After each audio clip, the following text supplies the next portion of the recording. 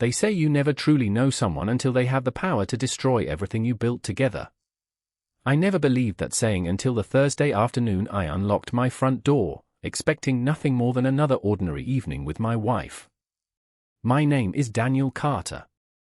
I was 46 years old, lived in a quiet suburb outside Nashville, Tennessee, and believed I had built a simple but meaningful life. My wife, Melissa, and I had been married for almost 19 years. We were never the wealthiest couple in our neighborhood, but we worked hard, paid our bills on time, saved carefully, and dreamed about retiring near the Smoky Mountains someday. Every month I transferred part of my paycheck into our joint savings account. Melissa handled most of the household finances because she enjoyed budgeting, and I trusted her completely. Looking back now, trust was never something I questioned. It was simply the foundation beneath every ordinary day we shared. That afternoon something felt different the moment I stepped inside. The house was unusually quiet. The television was off. The kitchen lights were dark. I called Melissa's name, expecting her to answer from another room, but only silence greeted me. My first thought was that she had gone shopping or met a friend for coffee. Then I noticed several empty spaces around the living room. The framed wedding photograph that normally rested above the fireplace was gone.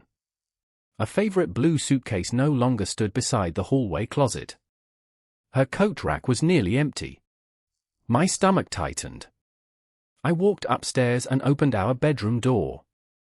Half of the closet hung empty. Several dresser drawers had been cleared out completely. On the bed rested a single white envelope with my name written neatly across the front in Melissa's familiar handwriting. My hands trembled as I unfolded the note. It contained only 3 short sentences. She wrote that she could not continue living the life we had built together. She said she needed a fresh start and asked me not to contact her until she was ready. The final sentence simply wished me well. There was no explanation, no argument, no accusation, and no promise that she would ever return. I stood there staring at the paper, convinced there had to be some misunderstanding. Then my cell phone vibrated. It was a fraud alert from our bank asking whether I had authorized a transfer exceeding $280,000 from our joint savings account.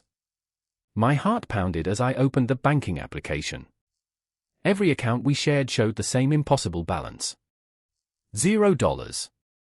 The checking account had been emptied. The savings account was gone. Even the emergency fund we had spent more than 15 years building had disappeared. I immediately called the bank, hoping there had been a technical error. Instead, the representative calmly confirmed that every transaction had been completed legally using authorized account credentials only a few hours earlier. Since the account required either owner's approval, nothing could be reversed without further investigation. I slowly lowered the phone and looked around the bedroom that suddenly felt unfamiliar. The money we had worked nearly 2 decades to save was gone. My wife was gone. The future I believed we were building together had vanished in a single afternoon. Yet as overwhelming as that moment felt, I had no idea the truth waiting behind Melissa's disappearance would eventually change not only what happened to our savings, but everything I believed about our marriage, our past, and the person I thought I knew better than anyone else. The first night alone inside the house felt strangely quiet, as though every familiar sound had disappeared with Melissa. I barely slept. Every few hours I woke expecting to hear the front door open or her footsteps moving down the hallway. Instead, the silence remained. When morning finally arrived, I drove straight to the bank carrying the handwritten note she had left behind, hoping there had been some misunderstanding that could still be explained. The branch manager, Susan Reynolds, greeted me with genuine concern after reviewing the account history. She confirmed that the transfers had been authorized through the proper security procedures. Melissa had visited the branch in person the previous afternoon with valid identification before completing several electronic transfers into newly established accounts. Because the money came from a jointly owned account, the transactions appeared legally authorized. Susan apologized sincerely, explaining there was nothing the bank could immediately reverse without evidence of fraud or a court order. Hearing those words felt like watching the last piece of solid ground disappear beneath my feet. Before leaving, I asked whether Melissa had seemed upset or frightened during her visit. Susan hesitated before answering. She quietly admitted that Melissa appeared unusually calm, almost as though she had rehearsed everything in advance. That single observation stayed with me throughout the drive home. Melissa had not acted impulsively. She had planned every step carefully. Back at the house, I began reviewing our financial records for the first time in years. Melissa had always managed our monthly budget because she genuinely enjoyed organizing bills, investment statements, and tax documents. I trusted her completely and rarely questioned anything. At first, everything appeared normal. Mortgage payments had always been made on time. Utility bills remained current. Credit card balances looked manageable. Then another surprise arrived. One of our joint credit cards was declined when I stopped for gasoline on the way home. After calling customer service, I learned that every authorized user except Melissa had been removed from the account only hours before the balance had been paid off and the account voluntarily closed. 2 additional cards showed the same status. It was another carefully planned decision rather than an emotional reaction. My cell phone rang several times that afternoon. Friends from church asked whether Melissa was feeling better after supposedly leaving town to help an ill relative. That story shocked me because I had never heard anything about a sick family member. She had already prepared an explanation for everyone else while leaving me completely in the dark. I answered politely, saying only that she needed some personal time. I could not bring myself to explain what had really happened because I barely understood it myself. Later that evening, I walked through the nearly empty bedroom again, searching for anything she might have forgotten. Most personal items were gone, but inside the bottom drawer of her nightstand I found an old receipt from a document storage company across town dated almost 6 months earlier. The receipt listed a private storage box rented solely under Melissa's name. I stared at the faded paper for several minutes before placing it carefully inside my wallet. It was the first physical clue that suggested her departure had not been planned over a few days or even a few weeks. Whatever Melissa intended had likely begun months before I noticed anything unusual. Standing alone in the quiet house, I realized the missing money was only part of the mystery. Someone I had shared nearly 19 years of marriage with had been quietly building another life while smiling across the dinner table every evening, and I no longer knew which memories belonged to the woman I loved and which belonged to the stranger who had disappeared without looking back. The following Monday I drove to the document storage facility listed on the receipt I had found inside Melissa's nightstand. The building sat quietly on the edge of an industrial district outside Nashville, surrounded by warehouses and delivery trucks that moved through the area without attracting attention. At the reception desk I explained that I was Melissa Carter's husband and asked whether someone could simply confirm whether she still rented a storage box there. The employee listened politely before apologizing. Privacy regulations prevented her from discussing another customer's records without written authorization or legal documentation. I thanked her and turned toward the exit, expecting another dead end. Just before I reached the door, the manager called my name after recognizing it from an identification card I had presented earlier. He explained that while he could not reveal the contents of any storage box, he could answer one question because it involved company policy rather than confidential documents. He confirmed that Melissa had permanently closed her account 3 days before leaving our home.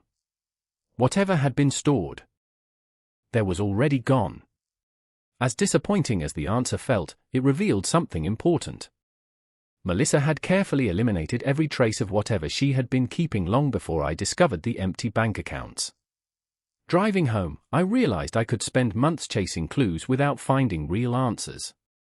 That afternoon I contacted Michael Donovan, an attorney I had known casually through church for several years. After patiently listening to everything that had happened, he offered advice that surprised me. Instead of immediately focusing on recovering the money, he encouraged me to collect every financial record from the previous 2 years before drawing any conclusions. He explained that people often overlooked valuable information because they became consumed by the most obvious loss. His calm approach slowed my racing thoughts for the first time since Melissa disappeared. Over the next several evenings I organized tax returns, investment statements, insurance records, mortgage documents, and monthly bank reports across the dining room table. It became obvious how completely I had depended upon Melissa to manage our finances. Then one small detail caught my attention. Nearly 18 months earlier, a modest monthly consulting payment had begun appearing in our checking account. The deposits were consistent but relatively small compared to my salary, so I had never questioned them. The payment description listed only the initials HRC Consulting. Curious, I searched through old files until I located the original paperwork. To my surprise, the agreement carried only my name. Years earlier, I had helped an old business acquaintance improve warehouse operations for a few weekends as a favor. I completely forgot that he later insisted on paying a small monthly retainer whenever he needed occasional advice. The agreement automatically renewed each year unless cancelled. I laughed quietly at myself because I had overlooked a source of income that legally belonged only to me. It was not enough to replace our savings, but it reminded me that not everything Melissa had left behind was empty. That same evening my telephone rang. The caller identified himself as Richard Hayes, the former business owner who had signed the consulting agreement years earlier. He apologized for not calling sooner after hearing rumors about my family situation. Before ending the conversation, he asked whether I would be willing to meet for lunch later that week because his company was expanding into 2 new distribution centers and he believed I might be exactly the person he needed. After several days of unanswered questions and painful discoveries, it was the first unexpected opportunity that did not arrive wrapped in loss. I accepted the invitation without realizing that one ordinary lunch meeting would quietly become the first step toward rebuilding a life I thought had completely disappeared. When I met Richard Hayes for lunch 2 days later, I expected nothing more than a brief business conversation and perhaps a small consulting assignment. Instead, the meeting became the first time since Melissa left that I felt someone saw me as more than a man whose marriage had collapsed. Richard greeted me with the same firm handshake I remembered from years earlier. He did not ask uncomfortable questions or offer empty sympathy. After we ordered lunch, he simply said he had always respected the way I solved problems without creating unnecessary drama. Then he explained why he wanted to see me. His logistics company had recently acquired 2 regional distribution centers outside Nashville, and the rapid expansion had exposed serious operational problems. Employee turnover was increasing, shipping schedules were inconsistent, and warehouse costs had climbed far beyond projections. He admitted that several consulting firms had already proposed expensive solutions filled with complicated presentations, but none of them understood how the daily operation actually worked. He remembered the practical improvements I suggested years earlier and wondered whether I would consider leading the reorganization project. The offer surprised me because I had spent the past week believing my future had become smaller. Instead, someone unexpectedly placed a larger opportunity in front of me. Richard was honest about the challenges.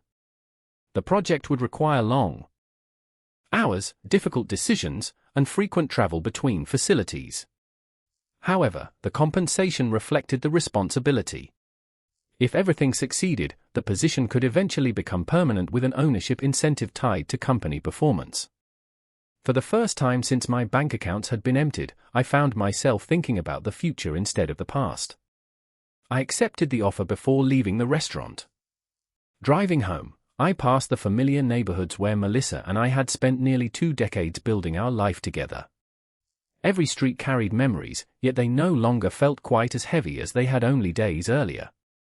That evening I walked through the quiet house and noticed something unexpected.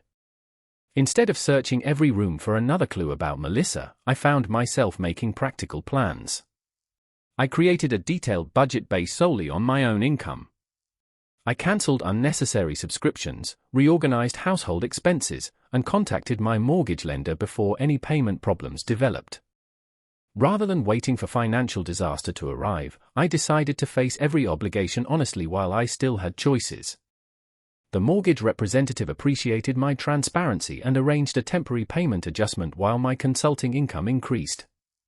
It was a small victory, but it reminded me that asking for help before a crisis became overwhelming was not weakness. Over the following weeks I spent nearly every day inside the warehouses studying inventory systems, speaking with employees, and identifying simple improvements that larger consulting firms had overlooked. The work demanded my complete attention, leaving little time to replay unanswered questions about Melissa's disappearance. Each evening I returned home physically exhausted but mentally calmer than I had been since opening that handwritten letter. One Friday afternoon, while sorting old mail that had accumulated during the previous month, I noticed an envelope from our accountant that had somehow remained unopened. Inside was a routine tax summary along with a handwritten note asking me to call when convenient because he had noticed something unusual involving one of our financial records from the previous year. Holding the letter in my hands, I felt the familiar sense that another piece of the puzzle had quietly been waiting for me all along. Whatever Melissa had planned before leaving, the story was proving to be far more complicated than an empty bank account and a farewell note. The next morning I called our accountant, Thomas Bennett, before leaving for the warehouse. His voice carried the calm professionalism I had always appreciated, but I could tell he had been expecting my call. After confirming I had received his letter, he explained that while preparing our annual tax records months earlier, he noticed several financial transactions that seemed unusual. At the time, Melissa had assured him everything had been reviewed with me, so he assumed there was nothing to question. Now that he understood the circumstances, he believed I deserved to know exactly what he had seen. We agreed to meet that afternoon in his office. Thomas spread several folders across his conference table and carefully walked me through the records. The first surprise involved a series of certified checks Melissa had quietly purchased over the previous year. Individually, the amounts appeared insignificant, rarely exceeding a few $1,000s, but together they represented a substantial sum. More surprising was the destination. None of the checks had been deposited into personal spending accounts. Most had been transferred into investment certificates and short-term financial instruments registered under entities I had never heard of. Thomas admitted he assumed they were part of a broader investment strategy because Melissa had always presented herself as the family's financial decision-maker. Then he pointed toward another document that immediately caught my attention. Nearly every investment carried one unusual instruction. The funds could not be permanently withdrawn without a mandatory waiting period and multiple identity verification procedures. Whoever established those accounts clearly expected the money to remain protected rather than spent immediately. That detail conflicted with everything I believed had happened. If Melissa intended to disappear forever with our savings, why would she lock so much of the money into accounts that limited immediate access? Thomas leaned back quietly before offering his opinion. He emphasized that he could not speculate about personal motives, but from a financial perspective the transactions resembled someone attempting to preserve assets rather than rapidly spend them. His observation lingered in my mind long after I left his office. Driving toward the warehouse, I realized my emotions had slowly begun changing. During the first week after Melissa disappeared, every unanswered question felt like another betrayal. Now those same questions were becoming something different. They were clues pointing toward a story I still did not understand. Work continued progressing better than I imagined possible. Richard trusted me with increasing responsibility, and the employees responded positively to practical improvements instead of complicated corporate policies. Shipping delays decreased, warehouse efficiency improved, and operating costs steadily declined. At the end of my first full month, Richard invited me into his office and congratulated me on results that exceeded every projection. Along with a generous performance bonus, he offered to expand my consulting agreement into a long-term executive leadership role if the progress continued. Walking back through the warehouse floor, I noticed something I had not felt in months. Confidence had quietly returned. Not because my problems had disappeared, but because I had stopped allowing them to define every decision I made. That evening I unlocked the front door of my house without expecting Melissa to be waiting inside. Instead of feeling lonely, the silence felt peaceful for the first time. As I sorted the day's mail on the kitchen counter, one envelope immediately stood out.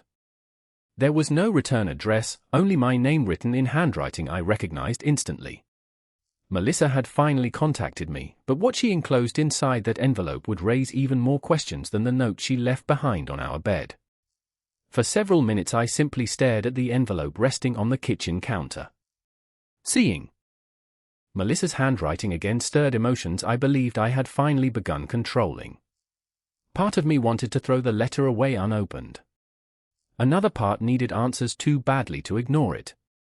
I carefully unfolded the single sheet of paper inside. The message was longer than the farewell note she had left on our bed, but it still contained remarkably few explanations. Melissa began by apologizing for the pain she knew she had caused. She admitted that I deserved honesty but insisted she could not tell me everything yet because doing so might place other people in a difficult position. She wrote that taking the money had never been about luxury, revenge, or finding another life. According to her, she believed she was protecting something that could not be explained until the proper time arrived. She ended the letter by asking only one thing. She wanted me to continue living my life instead of searching for her. If circumstances changed, she promised I would eventually understand why she made the choices she did. There was no return address, no telephone number, and no signature beyond her first name. I read the letter several times before placing it inside the same folder that held every financial record and document connected to her disappearance. The words answered almost nothing, yet they challenged the picture I had formed during the previous several weeks. If Melissa had simply wanted to abandon our marriage with our savings, why continue writing at all? Why mention protecting something instead of defending herself? The questions remained, but I refused to let them consume every hour of my life. The following weeks became the busiest period of my professional career. Richard expanded my authority across both distribution centers, and together our management team implemented scheduling systems that dramatically improved productivity. Employees who had once expected another temporary consultant began treating me as someone invested in their success. Watching experienced warehouse workers proudly explain new improvements reminded me how rewarding meaningful work could become when people felt respected instead of controlled. At the end of the quarter, Richard invited me to review the company's financial performance. Revenue had increased beyond expectations, operating costs continued falling, and several major clients extended long-term contracts because shipping reliability had improved. Smiling across the conference table, Richard admitted he had not expected such rapid progress. He formally offered me the position of Chief Operations Officer along with an equity ownership package that would gradually vest over several years. Only months earlier I believed my financial future had disappeared forever. Now I found myself signing documents that represented opportunities one never imagined possible. Driving home that evening, I realized something important. The new success did not erase what Melissa had done, but it proved my future had never depended entirely upon one bank account or one relationship. Later that weekend I received another unexpected telephone call, this time from Susan Reynolds, the bank manager who had helped me after the accounts were emptied. She explained that certain investment accounts connected to the transfers had recently triggered routine compliance reviews because mandatory holding periods were approaching expiration. While she could not legally disclose confidential account balances, she believed I should consult my attorney immediately because several legal notifications involving jointly held financial interests had just been filed with the county clerk. After ending the call, I contacted Michael Donovan, who agreed to meet first thing Monday morning. As I organized every document collected since Melissa disappeared, I sensed the scattered pieces of an impossible puzzle were finally beginning to move toward one another. Whatever truth had remained hidden for months was slowly approaching the moment when it could no longer stay buried. Early Monday morning I sat across from Michael Donovan while he carefully reviewed every document I had collected over the past several months. He arranged the bank statements, Melissa's letters, investment records, and legal notices into a neat stack before quietly explaining what had caught his attention. None of the individual transactions appeared extraordinary by themselves, but when viewed together they revealed a pattern. Melissa had not scattered the money across dozens of unknown accounts or spent it recklessly. Nearly every transfer ultimately pointed toward a carefully structured network of protected financial instruments that preserved rather than depleted the assets. Michael admitted he had rarely seen someone move money so methodically without ultimately intending for it to remain legally traceable. He advised patience instead of immediate litigation because rushing into court could complicate matters if additional facts emerged. Although I appreciated his legal perspective, I still struggled to understand why Melissa believed secrecy had been necessary. Before I left his office, Michael handed me copies of several public filings recently recorded with the county clerk. One document referenced a temporary legal restriction involving assets connected to our jointly held accounts. The filing did not accuse either of us of wrongdoing, but it suggested another legal matter existed somewhere beyond my view. Once again, I found myself holding answers that somehow created even larger questions. Instead of dwelling on them, I returned to work. The expansion project continued exceeding every expectation. Richard Hayes officially introduced me to the company's board of directors as the new chief operations officer, and for the first time in many years I found myself leading strategy meetings rather than simply solving operational problems. The confidence other executives placed in me felt unfamiliar after months of personal uncertainty. More importantly, I discovered that I genuinely enjoyed mentoring younger managers who reminded me of myself earlier in my career. Watching them develop practical leadership skills became as rewarding as improving the company's financial performance.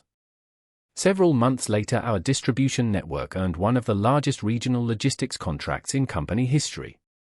The agreement nearly doubled annual revenue projections and secured employment for hundreds of workers. During the celebration luncheon, Richard surprised everyone by publicly announcing that my equity ownership package would accelerate because of the company's exceptional performance. I accepted the recognition with gratitude, but privately I realized something far more valuable had already happened. The man who once believed his entire future disappeared with an empty bank account had quietly built a stronger one through patience, discipline, and honest work. That evening I returned home carrying the signed partnership documents inside a leather briefcase. As I unlocked the front door, I noticed a vehicle parked across the street that looked strangely familiar. Before I could study it more closely, it slowly drove away without stopping. I assumed it belonged to a neighbor until I found another envelope waiting inside my mailbox. Once again there was no return address. Inside rested only a single photograph. It showed Melissa standing beside an older gentleman I had never met outside what appeared to be a medical treatment center. Written neatly across the back in her handwriting were only 8 words. "The truth begins with him, not with me." I turned the photograph over several times searching for another clue, but there was nothing else. For the first time since Melissa disappeared, I no longer believed the story centered solely on our marriage or our missing money. Someone else had been quietly standing in the background from the very beginning, and I had only just begun to discover his place in everything that followed. For several days I carried the photograph everywhere, studying every detail whenever I found a quiet moment. The elderly man standing beside Melissa appeared to be in his late 70s. He wore an ordinary grey jacket, smiled gently at the camera, and rested one hand on a walking cane. Behind them stood the entrance to a medical rehabilitation center located somewhere I did not recognize. There were no visible signs revealing the city or state, only a small garden filled with autumn flowers and a brick building in the background. I considered hiring a private investigator but decided against it. Chasing shadows had already consumed enough of my energy. Instead, I showed the photograph to Michael Donovan during our next meeting. He examined it carefully before making an observation I had overlooked. The identification badge clipped to the older gentleman's sweater was partially visible. Although the name could not be read clearly, the logo belonged to a nationally recognized neurological rehabilitation network with several locations across Tennessee and Kentucky. Michael suggested that if Melissa wanted me to understand something, she had intentionally left enough information for the truth to be discovered gradually rather than all at once. His comment stayed with me long after I left his office. A week later my secretary informed me that someone was waiting in the company reception area asking specifically for me. Expecting another client, I walked downstairs without giving it much thought. The moment I entered the lobby, I stopped walking. Melissa stood quietly near the front windows holding a small leather folder. She looked different from the woman who disappeared months earlier. She appeared thinner, more tired, and far less confident than the person who calmly emptied our bank accounts before leaving. For several seconds neither of us spoke. Finally she broke the silence by thanking me for agreeing to see her even though I had not actually been given a choice. I invited her into a private conference room where we sat across from one another in complete silence. She looked around the office before quietly congratulating me on everything I had accomplished. I noticed there was no jealousy in her voice, only genuine relief. Then she surprised me again. She apologized without asking for forgiveness. She admitted that leaving the way she did had caused unimaginable pain, and she accepted full responsibility for that decision. However, she insisted there was one part of the story she still could not explain until another legal matter reached its conclusion. Before I could ask additional questions, she placed the leather folder on the table. Inside were copies of investment statements showing that every dollar transferred from our joint accounts remained intact. In fact, the balances had increased through conservative investments made during the previous several months. None of the money had been spent on luxury homes, vacations, or personal shopping. Melissa quietly looked into my eyes and said something I never expected to hear. She told me she never wanted the money for herself. She only wanted to keep it somewhere no one else could reach it until the truth became impossible to hide. Before I could understand what she meant, she stood, thanked me for listening, and walked toward the conference room door. Just before leaving, she turned back one final time and said that within a few weeks I would finally learn the name of the man in the photograph. When that happened, she believed I would understand why everything had unfolded exactly the way it had. Then she quietly disappeared once again, leaving behind far fewer questions about the missing money but far greater questions about the hidden danger she had apparently been trying to protect us from all along. Nearly 3 weeks passed after Melissa's unexpected visit before the next piece of the puzzle finally appeared. During that time I focused entirely on work, refusing to let unanswered questions distract me from the opportunities one had worked so hard to rebuild. Our company continued expanding, and Richard Hayes officially invited me to join long-term strategic planning meetings with investors and board members. Every milestone reminded me that life had continued moving forward even while my personal story remained unfinished. Then one Tuesday afternoon Michael Donovan called and asked me to come to his office immediately because several court documents had finally become public. When I arrived, he handed me a thin legal file containing the name I had been waiting to learn. The elderly man in Melissa's photograph was Samuel Whitaker, a retired financial advisor who had managed private investment portfolios for several families throughout Tennessee for decades. Several years earlier he had become the target of a sophisticated financial fraud investigation involving one of his former business partners. Although Samuel himself had never been accused of wrongdoing, investigators believed that confidential client information had been stolen from his office and used to identify individuals with significant savings or investment assets. My name and Melissa's name appeared among those affected because Samuel had once helped us restructure part of our retirement portfolio after my father passed away. Michael explained that much of the investigation remained confidential while authorities quietly traced financial activity connected to the missing records. Suddenly Melissa's actions began making more sense, although they still raised painful questions. If she believed someone had access to our financial information, why had she never trusted me enough to explain the danger instead of disappearing with everything we owned? Michael answered with another document. It contained a sworn statement Samuel had recently provided to investigators after recovering from a lengthy neurological illness. According to his testimony, someone connected to the investigation had specifically warned Melissa months earlier that discussing the situation with anyone could unintentionally place additional people at financial risk while authorities gathered evidence. Melissa apparently believed that moving every dollar into highly protected accounts under carefully monitored legal restrictions would make the assets impossible to steal until the investigation concluded. She had followed professional legal advice, but in doing so she had destroyed the trust inside our marriage. I sat quietly absorbing every page before speaking. For the first time since Melissa left, I understood that her choices had not been driven by greed. They had been driven by fear. Fear mixed with poor judgment had convinced her that protecting our money required sacrificing our relationship. Later that evening I drove home beneath a steady autumn rain thinking about how differently everything might have unfolded if she had simply trusted me with the truth from the beginning. The money had survived. Our marriage had not. Just before I reached my driveway, my telephone rang. It was Melissa. Her voice sounded calm but emotional. She quietly told me the investigation had officially ended that morning. Then she asked a question I had imagined hearing countless times but never truly expected.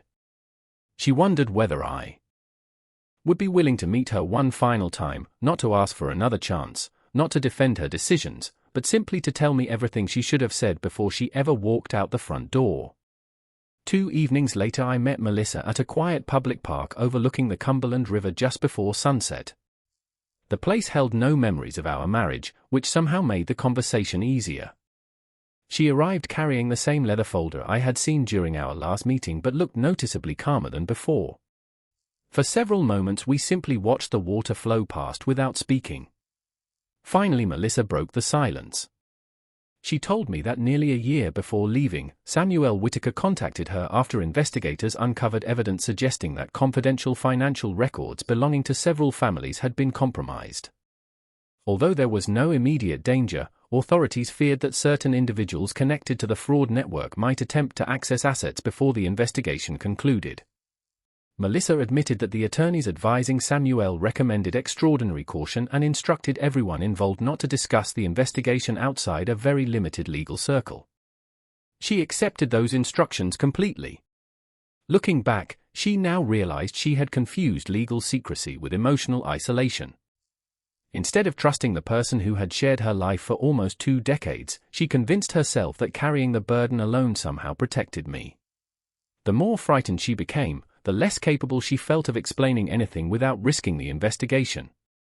She believed that if she quietly moved every dollar into legally protected investment structures, disappeared temporarily, and waited until everything ended, we could eventually rebuild our marriage after revealing the truth.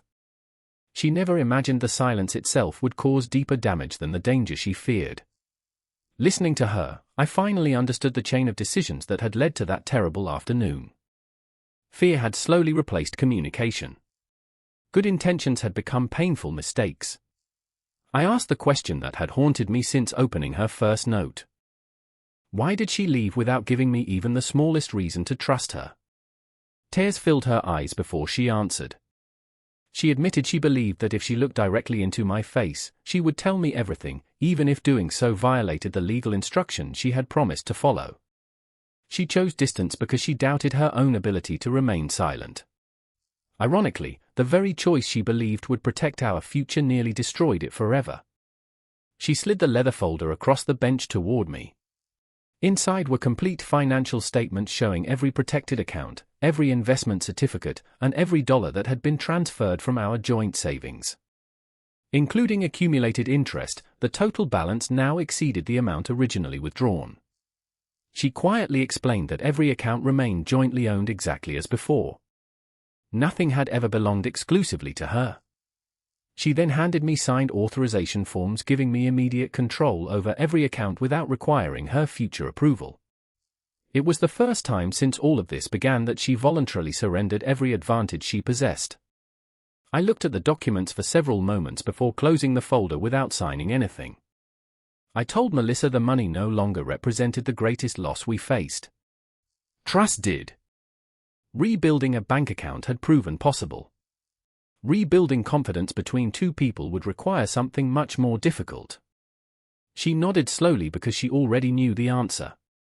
For the first time since she disappeared, neither of us argued, defended ourselves, or blamed the other. We simply acknowledged that even choices made from sincere intentions could still leave lasting scars. As the sun disappeared below the horizon, we walked toward our separate cars, understanding that forgiveness might one day become possible, but it could never be demanded. It would have to grow naturally from honesty, patience, and the difficult work of earning trust one ordinary day at a time. The weeks following my conversation with Melissa became some of the most peaceful I had experienced in years. Not because every problem had been solved, but because uncertainty no longer controlled my life. The questions that once kept me awake each night had finally been answered. Some answers brought relief. Others brought sadness. Together they allowed me to stop imagining possibilities that had never been true. I transferred the protected investment accounts back under our joint financial management exactly as the legal documents allowed, but I made one important decision before signing anything else. I opened entirely separate personal accounts for my salary and future business income. It was not an act of punishment. It was simply a healthy boundary built from difficult experience. Melissa understood immediately and signed every document without hesitation. She admitted that trust could not be restored through promises alone. It had to be supported by wiser decisions. During the same period, Richard Hayes announced another major expansion for our logistics company after securing additional national contracts. He invited me to become an equity partner rather than simply an executive employee. Accepting the offer meant purchasing ownership shares over time through future earnings instead of risking personal savings. I smiled quietly because only months earlier I believed I had lost every opportunity to build financial security again. Now I found myself helping lead one of the fastest-growing regional companies in the state. The success never felt like revenge against Melissa. Instead, it became proof that hardship had not defined the rest of my life. Several former colleagues who had quietly distanced themselves after my marriage collapsed unexpectedly reached out once news of the company's growth became public. Some congratulated me sincerely. Others admitted they assumed I would never recover after losing both my marriage and our savings. Their honesty reminded me how quickly people often measure someone else's future by one painful chapter instead of the entire story. One Saturday afternoon, Richard invited me to speak with a group of young managers participating in the company's leadership development program. Rather than discussing warehouse operations or business strategy, I shared something far more personal. I explained that every leader eventually faces circumstances beyond careful planning. The true measure of character appears when fear tempts people to abandon their values. I never mentioned Melissa by name, yet nearly everyone understood the lesson. Financial setbacks could be repaired. Professional disappointments eventually faded. Broken trust demanded much longer healing because it touched every decision people made afterward. After the presentation, several employees quietly thanked me for speaking honestly instead of pretending successful careers followed straight paths. That evening I drove home feeling grateful for experiences I once wished had never happened. They had taught me compassion toward struggles I previously misunderstood. A few days later, Melissa called asking whether we could meet again, this time not to discuss money or legal documents but simply to talk about ordinary life. I agreed because resentment no longer seemed useful. We met at a small neighborhood cafe where we once shared breakfast almost every Saturday during the early years of our marriage. The conversation felt surprisingly natural. We spoke about work, mutual friends, aging parents, and simple daily routines rather than painful memories. As we prepared to leave, Melissa smiled gently before saying something that stayed with me long afterward. She admitted that watching me rebuild my life without bitterness had become the greatest lesson of her own. She once believed protecting money required extraordinary sacrifice. Now she understood that protecting trust had always been far more valuable than protecting any bank account. Nearly a year passed before another unexpected event reminded me that life often revealed its greatest lessons long after people believed the story had ended. By then our logistics company had expanded into several neighboring states, and I spent much of my time helping develop new leadership teams rather than solving day-to-day operational problems. The quiet confidence I once struggled to recover had become part of my ordinary routine. Melissa and I continued speaking occasionally, never forcing conversations beyond what felt natural. We were no longer strangers, but neither of us pretended the past had disappeared. Trust was returning slowly, measured not by dramatic promises but by consistent actions over many ordinary months. One autumn morning, Michael Donovan called with news that surprised both of us. The final court order closing the financial investigation had been issued, and several protected investment accounts were scheduled for formal release. We met at his office where he presented the complete legal documentation. As expected, every dollar Melissa had transferred remained fully accounted for, including the additional earnings accumulated during the protected holding period. Then Michael handed me one final envelope that had remained sealed under court supervision until the investigation officially concluded. Inside was a handwritten letter from Samuel Whitaker. Although his health had continued declining, he wanted every affected family to receive a personal explanation once legal restrictions ended. Samuel expressed deep regret that innocent families had endured fear and confusion because of crimes committed by people he once trusted professionally. He admitted recommending extraordinary secrecy after investigators warned him that premature disclosure could compromise months of evidence gathering. Reading those words did not erase the pain our marriage experienced, but they confirmed that Melissa had not invented the danger or acted from selfish ambition. Samuel ended the letter with one sentence that remained with me long after leaving Michael's office. He wrote that fear often convinced good people to make lonely decisions, while wisdom reminded them that burdens shared with those they loved usually became lighter rather than heavier. That evening I invited Melissa to meet at the same quiet park overlooking the Cumberland River where we had spoken months earlier. I handed her Samuel's letter without saying anything. She read every page slowly before closing her eyes for several moments. Tears quietly filled her eyes, not because the investigation had finally ended, but because she realized how different our lives might have been if either of us had questioned fear before allowing it to guide our decisions. We spoke honestly for several hours. Neither of us searched for someone to blame anymore.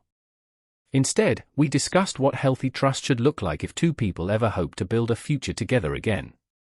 Before leaving, Melissa surprised me by suggesting that we begin meeting with a professional marriage counselor, not because reconciliation was guaranteed, but because both of us deserved to understand how communication had failed so completely despite years of genuine love. I agreed immediately. Whether our marriage eventually survived or not seemed less important than making certain we never repeated the same mistakes. As we walked toward our cars beneath the cool autumn sky, I realized that healing rarely arrived through one extraordinary moment. More often it grew quietly through hundreds of honest conversations, patient decisions, and the willingness to admit that even sincere intentions sometimes required wisdom they did not yet possess. Over the next 18 months, Melissa and I met regularly with a marriage counselor who never encouraged quick decisions or unrealistic expectations.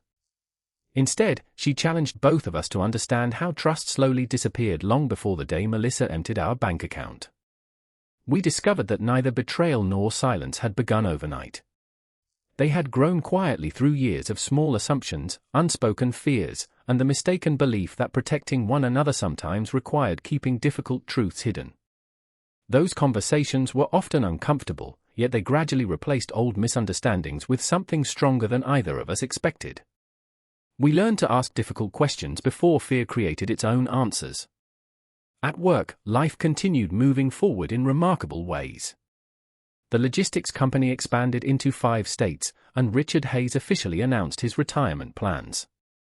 During a private meeting he explained that after watching my leadership over several years, he wanted me to succeed him as president of the company when the transition became official. I accepted the responsibility with gratitude but also with humility because I understood how unexpectedly life could change. Success no longer felt like something to chase. It felt like a responsibility to use wisely. One afternoon Melissa visited the company headquarters for the first time since everything had happened. Walking through the distribution center together, she quietly smiled as employees greeted me by name and stopped to introduce their families in photographs displayed near their workstations. Afterward she admitted she finally understood something she had missed during the most fearful season of our marriage. She had believed protecting our savings was the only way to preserve our future. Watching the respect and trust built between me and hundreds of employees reminded her that character created opportunities no amount of money could ever guarantee. Later that week we returned to our old house together for the first time in nearly 2 years. The rooms looked almost identical, yet they somehow felt completely different. The painful memories attached to each hallway and doorway had softened with time. We spent the afternoon reorganizing family photographs, replacing worn furniture, and preparing the home for a fresh beginning rather than trying to recreate the past exactly as it had been. At sunset we stood quietly on the back porch overlooking the familiar neighborhood where we had once believed everything was falling apart. Melissa apologized once again, not because I demanded another apology, but because gratitude had replaced defensiveness inside her heart. I thanked her for telling the truth when she finally could, even though it arrived much later than either of us wished. We both understood that forgiveness had never erased consequences. Instead, it allowed new choices to grow where resentment once lived. Several weeks later our marriage counselor invited us to reflect on the single greatest lesson we would carry into the future. Melissa answered first. She said she had learned that fear isolated people while honesty invited partnership. Then it was my turn. I explained that rebuilding my career after losing our savings had taught me something I would never forget. Money could disappear overnight. Trust could disappear even faster. Yet if people remained willing to learn, to forgive wisely, and to grow through painful experiences, character possessed a remarkable ability to rebuild what circumstances alone never could. Leaving the counseling office that afternoon, neither of us claimed our story was perfect. Instead, we quietly celebrated something far more meaningful. We had become two different people than the frightened husband and fearful wife who once believed silence offered better protection than truth. 5 years later, I often found myself thinking about how differently life had unfolded from the future I imagined on the afternoon I discovered our empty bank accounts. If someone had told me then that I would eventually feel grateful for the lessons hidden inside those painful months, I would never have believed them. Yet standing on the porch of our home one quiet spring evening, watching the sun settle beyond the trees while Melissa watered the flowers she had planted the previous season, I realized that peace rarely arrived the way people expected. It was not created by pretending difficult seasons never happened. It grew because people chose to learn from them instead of remaining trapped inside them forever. Our marriage looked different than it had before everything fell apart. We communicated more honestly, questioned our assumptions more carefully, and never again believed that protecting one another required keeping important truths hidden. Financially, we were stronger than we had ever been. The company continued expanding under my leadership, and Melissa had built a respected career helping non-profit organizations improve financial planning and fraud awareness programs. Ironically, the experience that nearly destroyed our relationship eventually allowed her to help hundreds of other families avoid similar mistakes.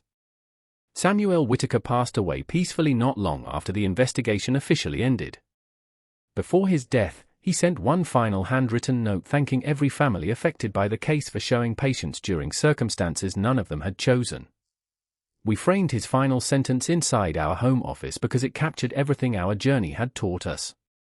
It read, "That wealth should always remain a tool for serving life, never a reason for sacrificing the people who make life worth living." Every time I walked past those words, I remembered how close we had come to forgetting that simple truth. One autumn afternoon, Richard Hayes officially retired and introduced me as the new president of the company before employees gathered from every regional office. As the applause filled the auditorium, I noticed Melissa standing quietly near the back beside several longtime friends who had supported us through every difficult season. She smiled with the quiet confidence of someone who no longer needed to prove anything to anyone. After the ceremony, she congratulated me with the same warmth she once showed during the earliest years of our marriage. In that moment I understood that the greatest victories were rarely public achievements. They were the private moments when two people finally learned to trust each other again after believing that trust had been lost forever. Looking back now, I no longer think about the money that disappeared from our bank account. I think about the fear that almost convinced two ordinary people to face life's greatest challenge alone instead of together. The money eventually returned with interest. Success returned through hard work. Even hope found its way back with time. But the most valuable thing we recovered was something no investment could ever guarantee. We recovered the courage to tell one another the truth, even when the truth felt frightening. If my story proves anything, it is this. The strongest response to betrayal is not revenge. The strongest response is refusing to let pain decide the person you become. Sometimes life takes away everything you believed made you secure, only to reveal that your greatest strength was never sitting inside a bank account. It was quietly waiting inside your character all along, ready to build a future that fear could never permanently destroy.